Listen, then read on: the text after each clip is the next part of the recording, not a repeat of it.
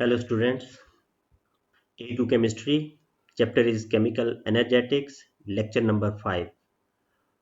इस चैप्टर का आज हम सबसे इम्पोर्टेंट लेक्चर स्टडी करने जा रहे हैं स्टूडेंट्स। आज के लेक्चर में हम बात करेंगे बॉर्न हेबर साइकिल पे।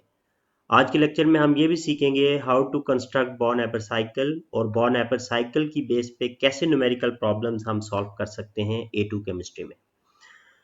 लेक्चर शुरू करने से पहले स्टूडेंट्स, अगर आपने अभी तक हमारा ये चैनल सब्सक्राइब नहीं किया तो मैं आपसे रिक्वेस्ट करता हूँ आप इस चैनल को सब्सक्राइब कर लें और बेल आइकन को भी पुश कर दें। Thank you. तो चलिए आज का लेक्चर स्टार्ट करते हैं और इस चैप्टर का सबसे important topic Born Haber cycle discuss करते हैं। एक और बात स्टूडेंट्स, आज का लेक्चर हमारे प्रीवियस लेक्चर से बहुत ज़्यादा जुड़ा हुआ है। तो अगर आप में से किसी ने अभी तक हमारे इस चैप्टर के प्रीवियस लेक्चर्स को नहीं देखा तो प्लीज़ उन लेक्चर्स को देख लें ताकि इस लेक्चर को अच्छी तरह आप जो इन्फॉर्मेशन हम यहाँ डिस्कस करेंगे उस इन्फॉर्मेशन को आप अच्छी तरह सीख पाएँ। Thank you. सबसे पहली बात जो आपने याद रखनी है students, what is Born Haber cycle. तो generally speaking, you can say Born-Haber cycle. It is an extension or application of Hess's law. हमने Hess's law AS में पढ़ा था। इस चैप्टर के शुरू के लेक्चर्स में भी मैंने आपको Hess's law की डिटेल दोबारा रिवाइज करवाई है। अब Born-Haber cycle, it is based on Hess's law. अगर आप इसको इससे भी सिंपल याद रखना चाहते हैं तो आप ये याद रख सकते हैं कि Born Haber cycle it is an energy diagram for the Hess's law. हम जो कुछ हेसिस लॉ में पढ़ते हैं जब हम उसको एनर्जी डायग्राम पे रिप्रेजेंट कर दें तो energy diagrammatic form of Hess's law it is known as Born Haber cycle. तो बॉर्न-हेबर साइकिल में हम कुछ नहीं करते, वही थर्मोकेमिकल इक्वेशंस हम जो हेसिस लॉ में हमने सीखी थी उन्हीं थर्मोकेमिकल इक्वेशंस को हम एनर्जी लेवल पे ड्रॉ करेंगे, डिफरेंट पोजीशंस पे प्लेस कर देंगे। It will be known as Born Haber cycle. Students, A2 के सिलेबस में बॉर्न-हेबर साइकिल के लिए दो इंपॉर्टेंट क्वेश्चंस हैं जो आपसे पूछे जाते हैं। बॉर्न-हेबर साइकिल जब भी आपने कंस्ट्रक्ट करना है तो या तो आपसे क्वेश्चन पूछा जाएगा construct, label, sketch Born-Haber cycle for the formation of ionic compound. This is one type of question that can be asked. And second question can be asked to construct Born-Haber cycle, to sketch Born-Haber cycle, or to label Born-Haber cycle for the formation of ionic solution. So these are the two common questions जो हमारे A2 के syllabus में पूछे जा सकते हैं। सो इन दोनों type of questions में आपको बॉर्न-हेबर साइकिल स्केच करने को कह सकता है या कंस्ट्रक्ट करने को कह सकता है। Some time Born Haber cycle sketch available होता है और आपको उसकी लेबलिंग पूछ सकता है। और स्टूडेंट सम टाइम ऐसा भी पॉसिबल है कि आपको स्केचिंग या लेबलिंग ना कहे, सिंपली आपको न्यूमेरिकल प्रॉब्लम दिया होगा और आपने बॉर्न-हेबर साइकिल अपने माइंड में रखते हुए फॉर्मूला लिखना होगा और उस फॉर्मूले को यूज करके न्यूमेरिकल प्रॉब्लम सॉल्व करना होगा। तो चलिए स्टूडेंट, सबसे पहले मैं हेसिस लॉ की बेसिक इन्फॉर्मेशन जो तकरीबन पिछले लेक्चर्स में मैं 2 दफ़ा रिवाइज करवा चुका हूँ, एक दफ़ा और रिवाइज करवा देता हूँ। क्विकली मैं आपको बार बार कहता हूँ, हेसिस लॉ में दो इंपॉर्टेंट इन्फॉर्मेशन हैं। जब भी हेसिस लॉ का नाम सुने आपके माइंड में दो इंपॉर्टेंट इन्फॉर्मेशन हमेशा क्विकली आनी चाहिए। नंबर 1, आपने ये याद रखना है, according to Hess's law every chemical process can take place through two different path. कोई भी प्रोसेस दो तरीकों से हो सकता है, दो पाथ से हो सकता है। एक होता है डायरेक्ट पाथ और दूसरा होता है इनडायरेक्ट पाथ। ये एक इंफॉर्मेशन है जो हेसिस लॉ से हमने याद रखनी है। डायरेक्ट पाथ वो होता है that involves one step only and indirect path वो होता है that may involve more than one step. और आपको मैंने बताया था प्रीवियस लेक्चर्स, अगर आपने देखे हैं तो आपको आइडिया होगा कि फॉर्मेशन ऑफ आयोनिक कंपाउंड में इनडायरेक्ट पाथ में हमेशा 3 स्टेप्स होते हैं: atomisation, ionisation and formation of ionic lattice. ये मैं बात कर रहा हूँ formation of ionic compound. Formation of ionic compound के इनडायरेक्ट पाथ में 3 स्टेप्स होते हैं: atomisation, ionisation and formation of ionic lattice. और फॉर्मेशन ऑफ आयोनिक सॉल्यूशन के इनडायरेक्ट पाथ में मैंने आपको बताया था 2 स्टेप्स होते हैं। एक स्टेप होता है बॉन्ड ब्रेकिंग का और दूसरा स्टेप होता है बॉन्ड फॉर्मेशन का। तो डायरेक्ट पाथ और इनडायरेक्ट पाथ में आपने ये डिफरेंस याद रखना है। ये एक इन्फॉर्मेशन है जो आपने स्टूडेंट्स याद रखनी है। दूसरी इन्फॉर्मेशन जो स्टूडेंट्स आपने यहाँ पे याद रखनी है एसिड लॉ के लिए चाहे हम कोई भी केमिकल प्रोसेस डायरेक्ट पाथ से कंप्लीट करें या इनडायरेक्ट पाथ से, according to Hess's law enthalpy change of the direct path it is always equal to the enthalpy change of the indirect path. यानी कि इससे कोई फर्क नहीं पड़ता हम किसी केमिकल प्रोसेस को एक स्टेप में कंप्लीट करें या एक से ज्यादा स्टेप्स में कंप्लीट करें, हमेशा टोटल एनर्जी चेंज हर केमिकल प्रोसेस की सेम रहती है।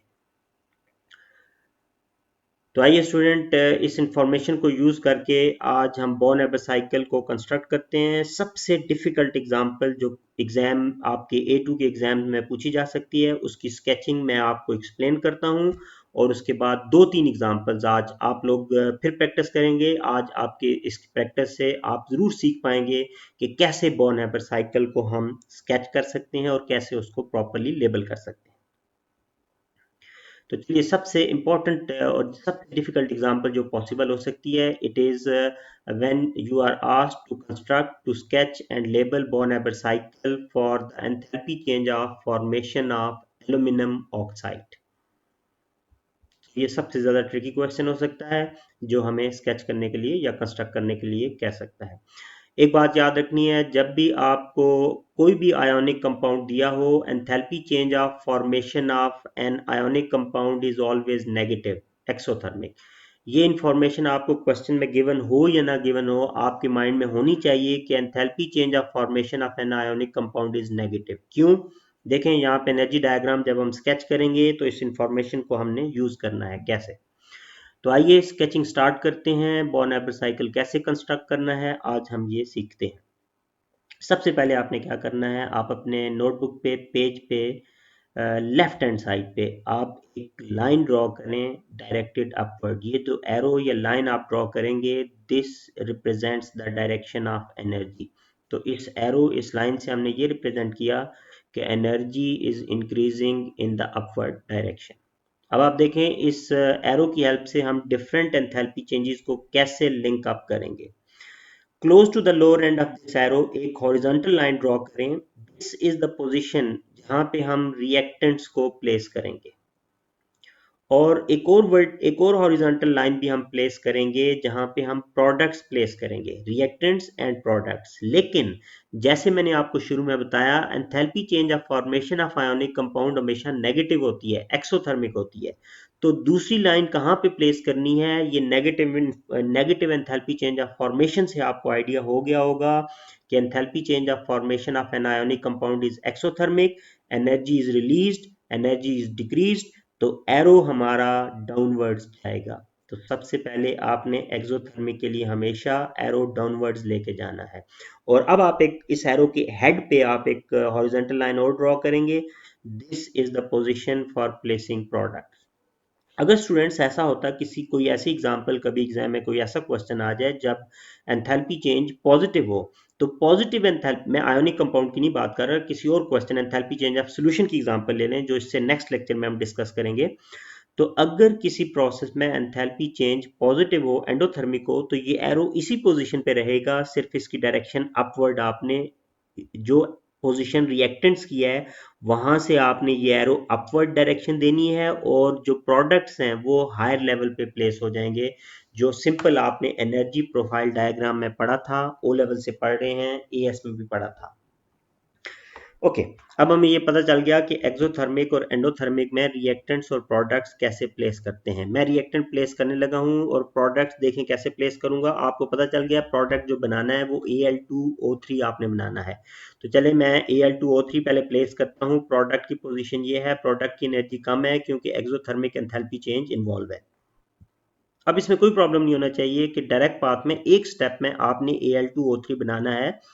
तो कौन से एलिमेंट से आप एल्यूमिनियम ऑक्साइड बना सकते हैं? बहुत सिंपल, हमने पिछले लेक्चर में पढ़ा हुआ है, आपको आइडिया हो जाना चाहिए कि एल्यूमिनियम ऑक्साइड किन एलिमेंट से प्रोड्यूस होगा। एल्यूमिनियम ऑक्साइड के लिए हमें दो एलिमेंट चाहिए, एक aluminium solid metal and oxygen O2 gas. Balance करने के लिए हमने हमेशा याद रखना है कि 1 मोल ऑफ Al2O3 हमने प्रोड्यूस करना है। तो 1 मोल ऑफ Al2O3 के लिए हमारे पास 2 मोल एल्यूमिनियम के होने चाहिए और 1.5 या 3/2 मोल हमारे पास ऑक्सीजन के होने चाहिए। तो आपको आइडिया हो गया होगा कि ये जो इक्वेशन हमने लिखी है, this is formation of aluminium oxide involving one step. तो इसकी एंथैल्पी चेंज को हमने क्या नेम दिया था? इसकी एंथैल्पी चेंज को हम कहते हैं standard enthalpy change of formation. तो स्टूडेंट्स, हमने डायरेक्ट पाथ रिप्रेजेंट कर दिया एनर्जी लेवल पे by using Born Haber cycle. This is the direct path for the formation of aluminium oxide. Indirect path अभी इस लेक्चर के शुरू में मैंने आपको बताया था। For the formation of ionic compound indirect path में हमेशा 3 स्टेप्स होंगे। पहला स्टेप एटोमाइजेशन, दूसरा आयोनाइजेशन, तीसरा फॉर्मेशन ऑफ आयोनिक लैटिस। तो चलिए सबसे पहला स्टेप हम स्टार्ट करते हैं, इन एलिमेंट्स को एटोमाइज करते हैं। इन एलिमेंट्स को जब भी आपने एटोमाइज करना है, एलिमेंट्स को एटोमाइज करना है या आयोनाइज करना है, आपने हमेशा इन एलिमेंट्स को बारी बारी एटोमाइज और आयोनाइज करना है। जैसे देखें इस केस में कन्वेंशनली वैसे तो आप इन दोनों में से जिस मर्जी एलिमेंट को पहले एटोमाइज करें कोई फर्क नहीं पड़ता, लेकिन हम लोग पहले एल्यूमिनियम को एटोमाइज कर लेते हैं। एटोमाइजेशन में हमेशा बॉन्ड ब्रेकिंग होती है। तो जब भी बॉन्ड ब्रेक होता है एनर्जी एब्जॉर्ब होती है। जब एनर्जी एब्जॉर्ब होगी तो that is why you can see arrow ऊपर की तरफ जा रहा है। तो जब हम इस लेवल पे पहुंचेंगे, यहाँ पे हमारा कौन सा एलिमेंट एटोमाइज हो चुका होगा? हमने सिर्फ एल्यूमिनियम को एटोमाइज करना है। एल्यूमिनियम एटोमाइज हो गया। एटोमाइजेशन का मतलब मैं आपको कई दफा बता चुका हूँ प्रीवियस लेक्चर्स में कि एटोमाइजेशन का मतलब है एलिमेंट आपने लेना है, उसका सिंबल लिखना है और उसका स्टेट सिंबल आपने गैस लिख देना है। ये एटोमाइजेशन है। बैलेंस कर लें इसको, 2 मोल एल्यूमिनियम के यहाँ पे 2 मल्टीप्लाई कर दें। और जो ऑक्सीजन है, इस स्टेज पे ऑक्सीजन अनचेंज उसी तरह आपने जैसे वो प्रीवियस स्टेज पे प्रेजेंट था अनचेंज आपने ऑक्सीजन लेके आना है टू मेक श्योर कि इस स्टेप में जो एनर्जी इन्वॉल्व है, जो एनर्जी एब्जॉर्ब हुई है, that is used for atomisation of aluminium. तो इसलिए हम इस एरो पे जो एंथैल्पी चेंज लिखेंगे वो particularly enthalpy change of atomisation of aluminium की होगी। अभी तक ऑक्सीजन को एटोमाइज नहीं किया। ओके, एल्यूमिनियम एटोमाइज हो गया है। अब एल्यूमिनियम के बाद हमारे दूसरे एलिमेंट की बारी है एटोमाइज। तो अब हम ऑक्सीजन की एटोमाइजेशन करेंगे। अब एक और एरो जाएगा। एटोमाइजेशन हमेशा मैं बता चुका हूँ बॉन्ड ब्रेकिंग होती है। बॉन्ड ब्रेकिंग हमेशा एंडोथर्मिक है। हमेशा बॉन्ड जब भी ब्रेक होगा एनर्जी एब्जॉर्ब होगी। तो इसलिए दोबारा हम ऊपर की तरफ मूव कर रहे हैं क्योंकि एनर्जी एब्जॉर्ब होगी तो मतलब वैल्यू इंक्रीज हो रही है। इस स्टेज पे आके अब आपका aluminium it will remain unchange. जैसे एल्यूमिनियम प्रीवियस स्टेज पे प्रेजेंट था आपने उसी तरह उसको लिखना है, उसमें देखें कोई चेंज नहीं आया। लेकिन इस स्टेज पे आके आपने ऑक्सीजन को एटोमाइज करना है। एटोमाइजेशन का मतलब है आप ऑक्सीजन का सिंबल लिखें, स्टेट सिंबल गैस लिखें और बैलेंस कर दें। बैलेंसिंग के लिए यहाँ पे आप 3 mole of oxygen atom use कर लेंगे। इस स्टेज के इस स्टेप के एंड पे, इस स्टेज पे आपने देख लिया आपका दूसरा एलिमेंट भी एटोमाइज हो गया। जी स्टूडेंट्स, तो इस स्टेप के एंड पे आपने देख लिया कि आपका दूसरा एलिमेंट भी एटोमाइज हो गया। तो यहाँ पे अब जो एंथैल्पी चेंज आपने लेबल करनी है, it will be enthalpy change of atomisation of oxygen multiplied by 3 because there are 3 mole of oxygen atom. अब दोनों एलिमेंट एटोमाइज हो चुके हैं, हमारे एटोमाइजेशन का प्रोसेस कंप्लीट हो गया। एटोमाइजेशन के बाद मैंने आपको बताया था फॉर्मेशन ऑफ आयोनिक कंपाउंड में हमेशा आयोनाइजेशन का प्रोसेस होता है।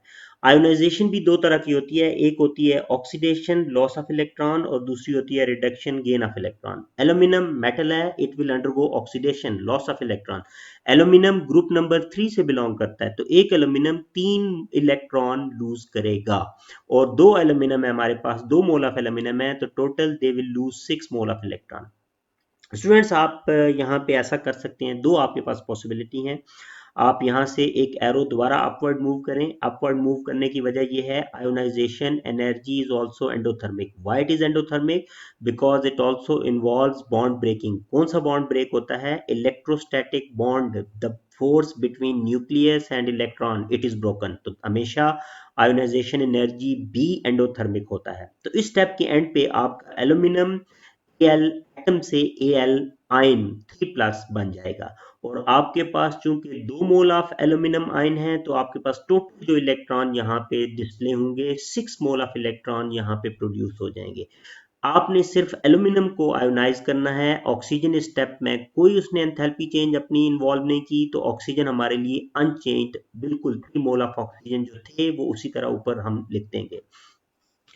स्टूडेंट इस केस में आप एक चीज नोटिस कर सकते हैं, मैंने एक ही स्टेप में एल्यूमिनियम के 3 मोल ऑफ इलेक्ट्रॉन एक एटम से 3 इलेक्ट्रॉन साइमल्टेनियसली रिमूव कर दिए। यानी कि जब मैं लेबल करूंगा तो मैं ये कह सकता हूं कि ये जो स्टेप है it is representing first, second and third ionisation energy of aluminium, और उसको ओवरऑल हमने 2 से भी मल्टीप्लाई कर दिया है क्योंकि 2 मोल ऑफ एल्यूमिनियम थे। लेकिन अगर आप चाहें, आप अगर केमिस्ट्री की डिफरेंट बुक्स देखें तो ऐसा भी पॉसिबल है कि आप इसको, इस स्टेप को 3 सब स्टेप्स में डिवाइड कर दें। फर्स्ट आयनाइजेशन एनर्जी आप सेपरेटली शो करें, सेकंड सेपरेट शो करें, थर्ड सेपरेट। तो वो स्टेप्स भी बिल्कुल पॉसिबल हैं, वो भी लिखे जा सकते हैं। तो उसमें आपके, अगर आप लिखना चाहते हैं तो आप वो लिख सकते हैं। लेकिन ये स्टेप जो कि मेरे ख्याल में स्टूडेंट्स को अंडरस्टैंड करना इजी है कि एक ही स्टेप में सारे इलेक्ट्रॉन रिमूव कर दें और टोटल एनर्जी एक ही एरो पे आप लेबल कर दें। तो इसलिए मैं आपको ये मेथड बता रहा हूँ, लेकिन आपके माइंड में होना चाहिए, अगर आप कहीं वो पढ़ें या कहीं वो देखें तो आपके माइंड में वो इंफॉर्मेशन भी होनी चाहिए। इसी तरह अब देखिए, हम ऑक्सीजन को आयोनाइज करेंगे। ऑक्सीजन 2 इलेक्ट्रॉन गेन करता है। जब ऑक्सीजन पहला इलेक्ट्रॉन गेन करता है तो उस एंथैल्पी चेंज को हम कहते हैं इलेक्ट्रॉन, फर्स्ट इलेक्ट्रॉन अफिनिटी। और जब सेकंड इलेक्ट्रॉन गेन करेगा that will be second electron affinity. और आप पढ़ के आए हुए हैं शुरू के लेक्चर में, फर्स्ट इलेक्ट्रॉन अफिनिटी हमेशा एक्सोथर्मिक होती है। तो अगर आपने सिर्फ फर्स्ट इलेक्ट्रॉन अफिनिटी लिखनी है तो यहां से एरो डाउन चला जाएगा।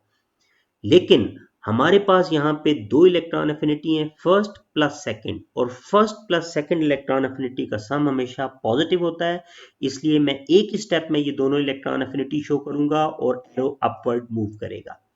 अब इस स्टेज पे आके आपका एल्यूमिनियम आयन विदाउट चेंज ऊपर आ जाएगा, 2 मोल ऑफ एल्यूमिनियम आयन होंगे। लेकिन जो 6 मोल ऑफ इलेक्ट्रॉन थे वो सारे के सारे डिसअपियर हो जाएंगे। क्यों? एक ऑक्सीजन का एटम 2 इलेक्ट्रॉन गेन करेगा, हमारे पास 3 ऑक्सीजन के एटम है तो टोटल 6 इलेक्ट्रॉन गेन हो जाएंगे। तो हमारे पास O2 माइनस आयन बन जाएगा और 3 mole of O2 minus ion हमारे पास आ जाएंगे। तो आप देखेंगे इस स्टेप के एंड पे इलेक्ट्रॉन डिसअपियर हो जाएंगे, पॉजिटिव आयन भी प्रेजेंट है और नेगेटिव आयन भी। अगर आप इन दोनों के टोटल चार्ज काउंट करें तो टोटल चार्ज 0 है। तो न्यूट्रल, आपकी इक्वेशन जो है वो न्यूट्रल है, इससे कोई फर्क नहीं पड़ता। 2 3 are 6 positive, 3 2 are 6 negative, 6 plus 6 minus is 0। इस एंथैल्पी चेंज को आप लेबल करेंगे first plus second electron affinity multiplied by 3। This is for oxygen. Atomisation complete होगी, आयोनाइजेशन भी कंप्लीट होगी। Last step, oppositely charged ions, they will attract each other, they will make a bond with each other. Bond formation is always exothermic. Arrow देखें कितना नीचे की तरफ move कर गया, because strong bond formation has taken place, ionic bond formation has taken place। और ये जब बॉन्ड बना है ionic bond, इसकी एंथैल्पी चेंज को हमने नेम दिया था लेटिस एंथैल्पी। तो इस स्टेप में जो एंथैल्पी चेंज है वो लेटिस एंथैल्पी है, and this lattice enthalpy is exothermic क्योंकि बॉन्ड फॉर्मेशन हुई। अब स्टूडेंट, हमने ये सीख लिया कैसे बॉन्ड हैबर साइकिल हमने स्केच करना है किसी भी कंपाउंड के लिए।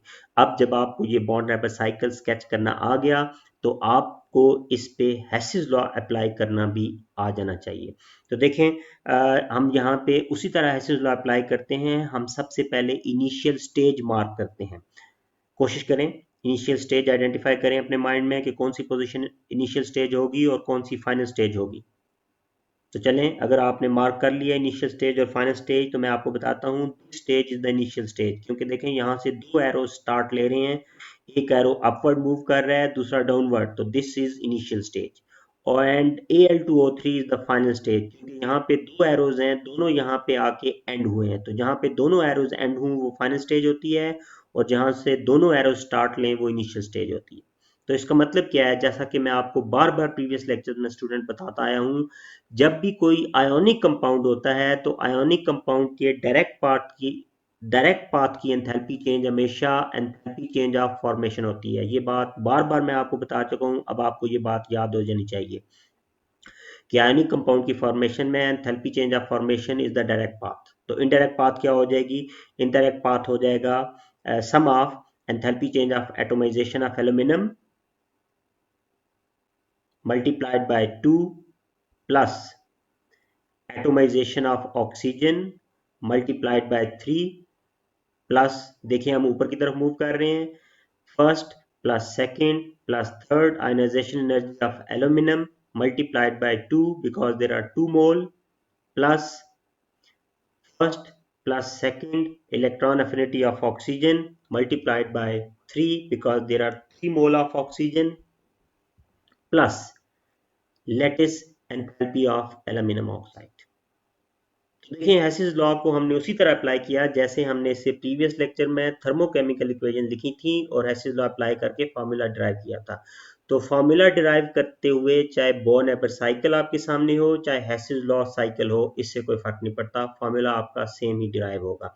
अब इस फार्मूले को यूज करके अगर इसमें कोई वैल्यू हमारे लिए अननोन हो तो हम उस अननोन वैल्यू को कैलकुलेट कर सकते हैं। तो चलिए स्टूडेंट, अब आपको मैं उम्मीद करता हूँ ये बॉर्न एबर साइकिल कंस्ट्रक्ट करना समझ आ गया होगा। तो कुछ एग्जांपल्स आज प्रैक्टिस कर लेते हैं।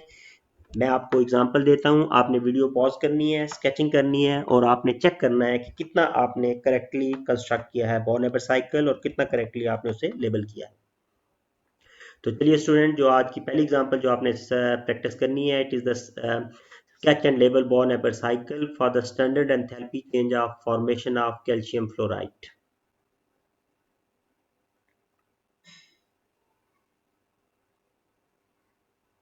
चलें स्टूडेंट, मैं उम्मीद करता हूँ कि आपने इसको स्केच कर लिया होगा। तो देखें इसका आंसर और चेक करें आपने कितनी मिस्टेक्स की हैं, कितना आपने सही किया है। लेबलिंग हर चीज़ आपकी करेक्ट होनी चाहिए, स्टेट सिंबल भी करेक्ट होने चाहिए, एनर्जी लेवल आपने ड्रॉ किया होना चाहिए।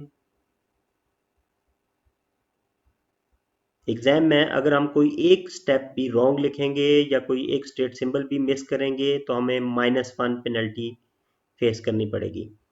तो आपने इस चीज़ का ख्याल रखना है कि बिल्कुल हर स्टेप आपका क्लियर होना चाहिए, कोई मिस्टेक कोई लेबलिंग में कोई मिसिंग नहीं होनी चाहिए।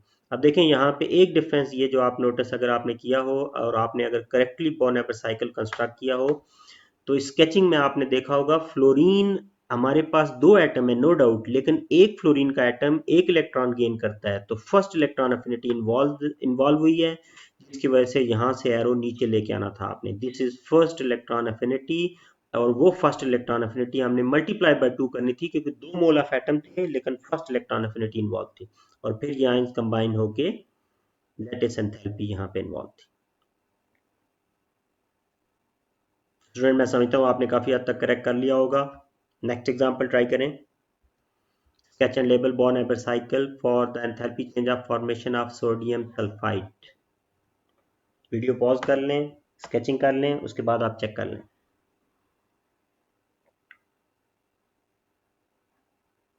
ओके स्टूडेंट्स, अगर आपने स्केच कर लिया है तो चेक कर लें। Direct path, indirect path atomisation, ionisation, ionization of sulfur and formation of ionic lattice। मुझे उम्मीद है कि इस बॉर्न एपर साइकिल में आपने पिछले बॉर्न एपर साइकिल से कम मिस्टेक की होंगी और ज़रूर कुछ ना कुछ इम्प्रूवमेंट आपने शो की होगी। तो चलिए आज के लेक्चर की लास्ट एग्जांपल ट्राई कर लें स्टूडेंट आप लोग। तो चलिए स्टूडेंट, आज की लास्ट एग्जांपल जो आप प्रैक्टिस करें, it is sketch and label Born Haber cycle for the enthalpy change of formation of magnesium oxide. Okay students, अगर आपने स्केचिंग कर लिया है तो इस बॉर्न एपर साइकिल को भी आप चेक कर लें। मैं उम्मीद करता हूँ कि आपने मैक्सिमम करेक्ट स्टेप्स शो किए होंगे, करेक्ट लेबलिंग शो की होगी for the born Haber cycle of magnesium oxide.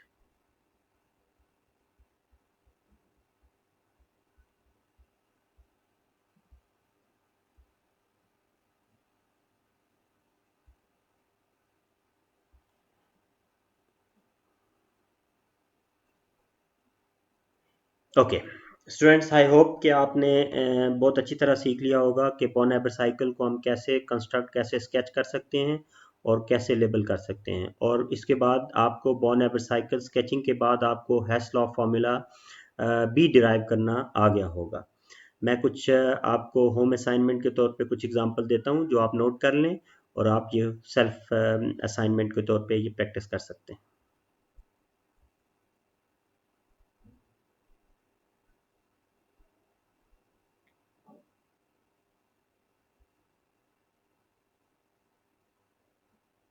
Thank you student.